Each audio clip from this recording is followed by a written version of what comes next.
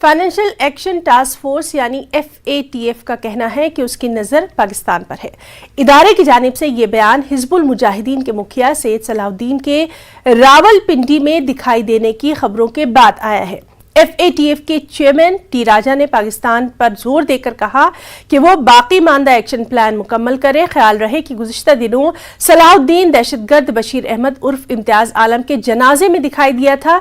बशीर अहमद को चंद नामालूम अफराद ने गोली मारकर हलाक कर दिया था। वो सैयद सलाहुद्दीन का करीबी समझा जाता था।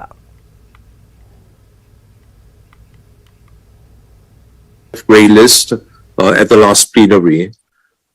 Pakistan had 2 action plans to complete, and they had 34 action items that were on this plan. There was an on-site visit by the FATF to Pakistan, which confirmed that Pakistan has strengthened its AML and CFT systems. Pakistan has also taken action to complete the 34 action plan items, either totally or substantially, based on high-level political commitment by Pakistan to basically continue and sustain these, further changes to its AML system to strengthen it. The FATF plenary decided to take Pakistan off the grey list. Now, what is important to stress is that while Pakistan has been taken off the grey list, Pakistan continues to have,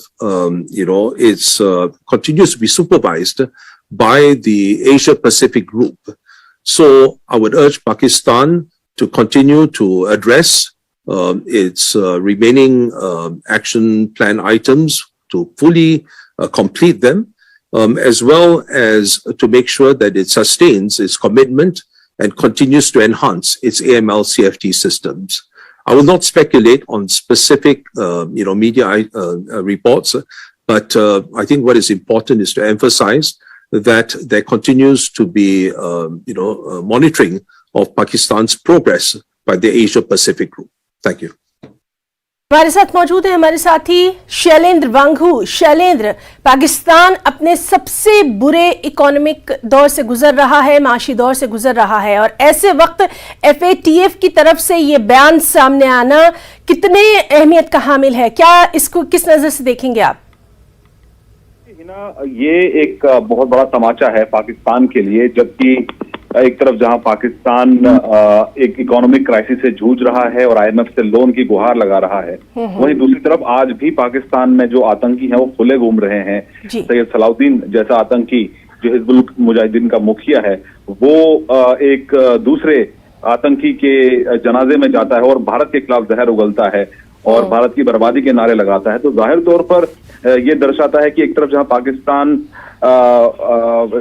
economic crisis से जूझ रहा है, लोगों के पास रोटी खाने के लिए नहीं है, ऐसे में आतंकी आज भी वहां खुले घूम रहे हैं। और जैसे कि विदेश मंत्री जयशंकर ने अब से 2 दिन पहले कहा था कि हम उम्मीद करें कि ऐसा मुल्क जो कि इकोनॉमिक क्राइसिस से जूझ रहा हो और वो उससे बाहर निकले और एक सुपर पावर बन जाए, ये उस मुल्क के लिए शायद मुमकिन नहीं है जहां पर मेन जो ट्रेड है, मेन जो इंडस्ट्री है वो आतंकवाद की है। तो जाहिर तौर पर इसके बाद अब FATF का जो स्टेटमेंट सामने आया है उससे साफ है कि भले ही पाकिस्तान FATF की ग्रे लिस्ट से बाहर आ चुका है, लेकिन उस पर मॉनिटरिंग आज भी जारी है और इस तरह की हरकतें अगर हो रही हैं तो उस पर नजर बनी हुई है जो एशिया पैसिफिक ग्रुप है FATF का। तो जाहिर तौर पर ये सीधा एक कड़ा मैसेज है पाकिस्तान के लिए कि उसको ऐसे आतंकियों पर नकेल कसनी होगी।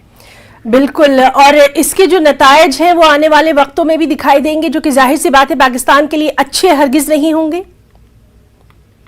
देखिए, जाहिर तौर पर जो पाकिस्तान को ग्रे लिस्ट में डाला गया था अब से कुछ वक्त साल पहले, उसके बाद जब शहबाज शरीफ सरकार आई, शहबाज शरीफ की, उसके बाद FATF की ग्रे लिस्ट से पाकिस्तान बाहर तो आ गया है, लेकिन उसके पीछे जो कारण है वो ये है कि कुछ एक एक्शन प्लान तैयार किया गया था पाकिस्तान के लिए, उसके तमाम पॉइंट्स को पूरा करना था बाहर आने के लिए। लेकिन उसके बाद ये कहा गया था ग्रे लिस्ट से बाहर निकलने पर कि पाकिस्तान पर मॉनिटरिंग जारी रहेगी। तो ऐसे में अगर इस तरह की हरकतें पाकिस्तान में होती हैं कि आतंकियों को खुली छूट दी जाती है, तो पाकिस्तान के लिए आने वाले वक्त मुश्किल हो सकती है। लेकिन फिलहाल ये भी माना जा रहा है कि जो फिलहाल जो अमेरिकन एडमिनिस्ट्रेशन है वो पाकिस्तान के प्रति थोड़ा नरम है, इसलिए वो FATF की ग्रिल लिस्ट से बाहर आया है। लेकिन अगर इस तरह की हरकतें जारी रही, पाकिस्तान में आतंकवाद को अगर बढ़ावा देता रहा, तो ऐसा भी मुमकिन है कि एक बार फिर से पाकिस्तान को ग्रिल लिस्ट में डाला जा सके। लेकिन इसमें क्योंकि टेक्निकल इश्यूज होते हैं और प्रोसेस बहुत लंबा होता है, इतनी जल्दी तो नहीं होगा। लेकिन जाहिर तौर पर जो भी मूवमेंट पाकिस्तान में होती है आतंकियों की, उस पर नजर सीधे एशिया पैसिफिक ग्रुप की रहती है। बिल्कुल शैलेंद्र, बहुत बहुत शुक्रिया आपका बेहद अहम